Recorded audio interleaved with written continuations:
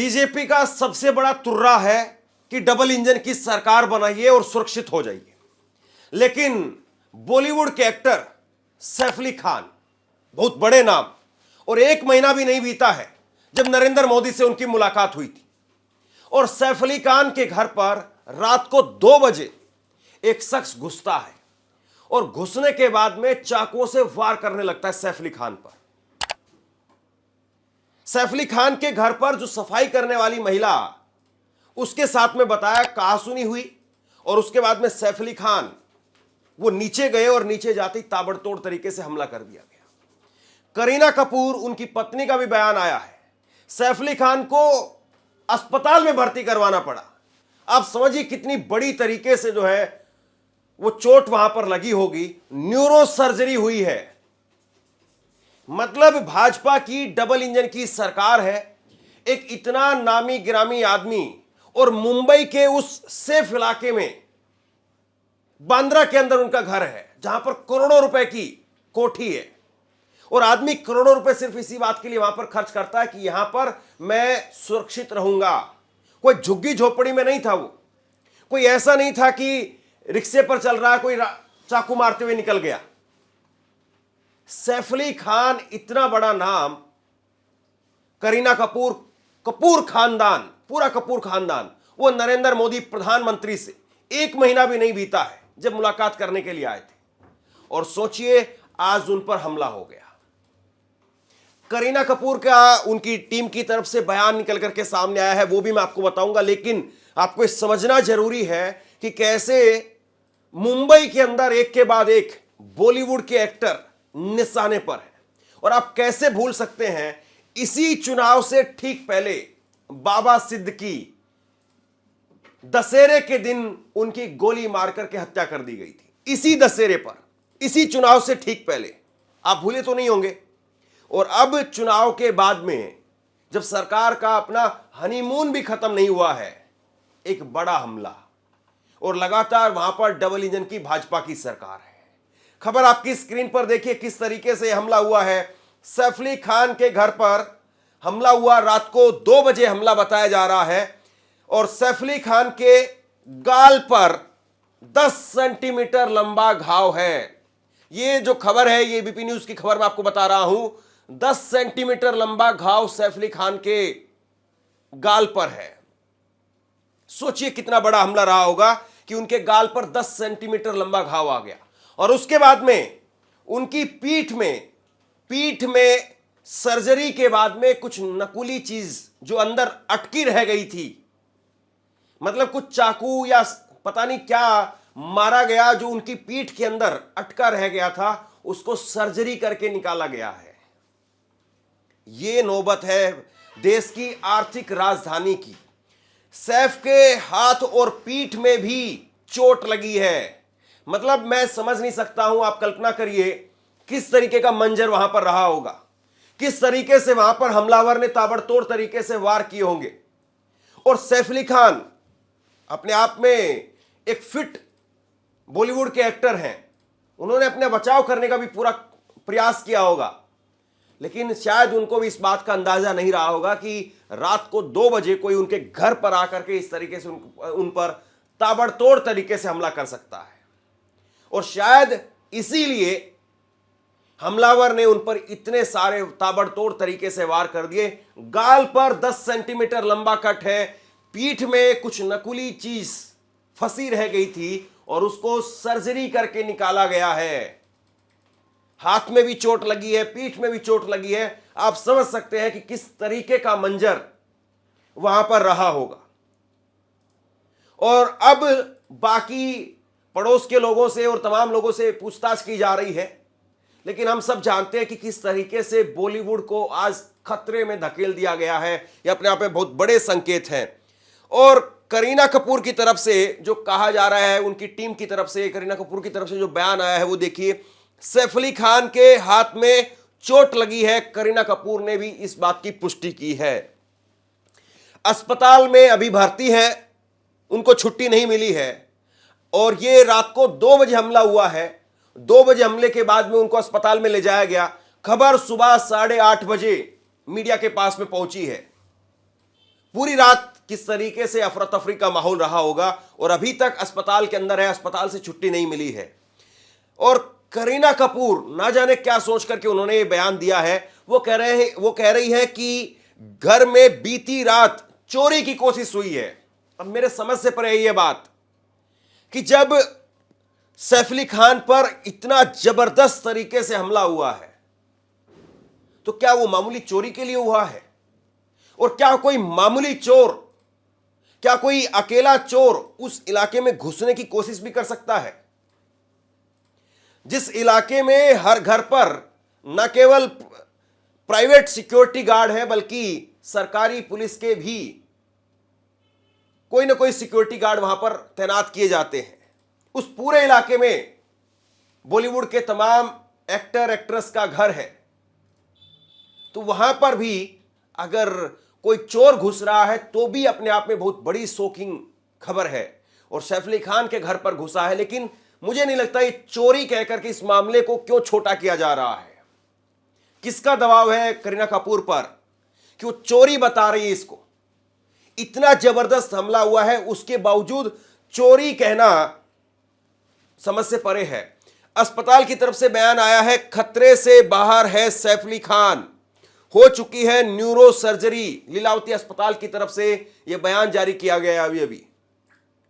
उम्मीद करते हैं कि वो जल्दी स्वस्थ हो, लेकिन जो सवाल है उनका जवाब कौन देगा? सवालों का जवाब भाजपा की सरकार को वहां पर देना पड़ेगा। कैसे बॉलीवुड जो आपको इतना बड़ा टैक्स पे करता है वो सुरक्षित नहीं है आज? अभी मैं आपको ताजा खबर बताऊं, कुछ रोज पहले ही, मात्र एक हफ्ते पहले, एक खबर, बड़ी खबर निकल करके सामने आई थी। सलमान खान ने अपने घर के बाहर बुलेट प्रूफ शीशा लगवाया है। सोचिए किस तरीके से जेल में जैसे जिंदगी बीतती है, शीशा लगा करके, बंद करके अपने आप को, और ये तमाम सुविधाएं मुहैया होने के बावजूद उनको करना पड़ रहा है। सिक्योरिटी उनके पास में है, उनकी प्राइवेट सिक्योरिटी अपनी खुद की है, करोड़ों रुपए सिक्योरिटी पर खर्च करते हैं, और उसके बावजूद घर के अंदर एक जेल के तरीके से रहने को मजबूर हैं। सोचिए इस बात को लेकर के क्या भाजपा की सरकार पर सवाल नहीं उठने चाहिए? बिल्कुल उठने चाहिए, लेकिन कोई इस पर सवाल नहीं उठा रहा है। सब सिर्फ और सिर्फ सैफ अली खान को लेकर के मिर्च मसाला लगा करके खबर बता रहे हैं, जबकि असल खबर यह है कि सैफ अली खान पर अगर हमला हुआ है तो क्यों हुआ है। सबसे बड़ा जो सवाल है वो इस वक्त में यही है कि सैफ अली खान पर इतना बड़ा हमला हो जाता है, पुलिस क्या कर रही थी? क्या पुलिस के किसी एसएचओ को भी अभी सस्पेंड किया गया है? हालांकि इसको लेकर के जो जवाबदेही जिम्मेदारी है वो बड़े अफसरों की होनी चाहिए, क्योंकि इंटेलिजेंस नाम की भी कोई चीज होती है। अगर कोई वहां पर उस इलाके में कोई आता भी है तो भी अपने आप में जो है एक बड़ा सवाल हो जाता है। लेकिन यहां पर सैफ अली खान के घर पर जिस तरीके से यह हुआ है वो वाकई शर्मनाक नहीं बल्कि एक खतरनाक संकेत दे रहा है। अब जरा कुछ बातें और समझिए आप। बाबा सिद्दीकी को आप नहीं भूले होंगे। बाबा सिद्दीकी पर दशहरे के दिन ताबड़तोड़ तरीके से गोलियां दागी गई और उसके बाद में उनकी मौत हो गई। और बाबा सिद्दीकी के बेटे जिशान सिद्दीकी वो भाजपा गठबंधन के अंदर शामिल हो गए, एनसीपी अजीत पवार में शामिल हो गए, जबकि इससे पहले वो कांग्रेस के विधायक थे। और इस सीट पर, बांद्रा वेस्ट की जो सीट है मुंबई की, इस सीट पर लगातार वो जीतते रहे। उनके परिवार का दबदबा है। लेकिन मैं आपको बताऊं, आप हैरान रह जाएंगे जान करके, बाबा सिद्दीकी के बेटे जिशान सिद्दीकी ये चुनाव हार गए। क्यों? क्योंकि लोगों में गुस्सा था, लोगों में नाराजगी थी। आप बताइए, आप अपने ही गढ़ में और अपने पिता की मृत्यु के बाद में, अक्सर आमतौर पर यह होता है कि किसी की मृत्यु के बाद में उसके परिवार को, उसके बेटे को, उसकी बेटी को, उसकी पत्नी को, उसकी मां को अगर टिकट मिलती है तो वो एक तरफा जीत जाते हैं। सहानुभूति की एक बड़ी लहर उनके साथ में होती है कि इनका बेटा चला गया है, या पति चला गया है, पिता चला गया है। एक सहानुभूति की लहर होती है और अपने आप आदमी जो है वो जीत जाता है। लेकिन यहां पर जिशान सिद्दीकी चुनाव हार गए। लोगों में गुस्सा था, कि आपने उन्हीं लोगों के साथ में जाकर के हाथ मिला लिया जो लोग आपके पिता को बचा नहीं सके, जिनके सरकार में रहते हुए आपके पिता की जान चली गई। लेकिन जिशान सिद्दीकी इस बात को नहीं समझे और जिशान सिद्दीकी भाजपा गठबंधन में चले गए और भाजपा गठबंधन में जाने के बाद करारी हार हुई उनकी। सलमान खान को लेकर के लगातार जिस तरीके से खबरें आती रही उसके बाद में, और लॉरेंस बिश्नोई जिसके इशारे पर काम करता है यह बताने की आवश्यकता नहीं है। लॉरेंस बिश्नोई किस तरीके से जेल के अंदर बैठ करके, साबरमती गुजरात में बैठ करके पूरे नेटवर्क को चला रहा है।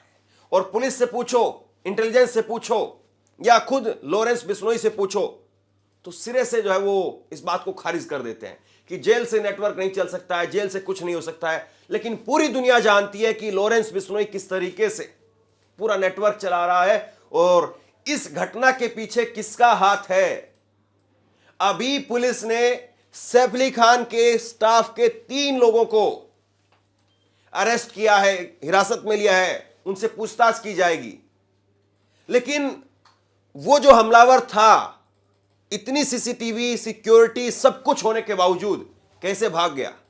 अभी तक उस हमलावर के बारे में कोई सुराग, वो पूरी क्रोनोलॉजी पुलिस क्यों नहीं खोल पाई है?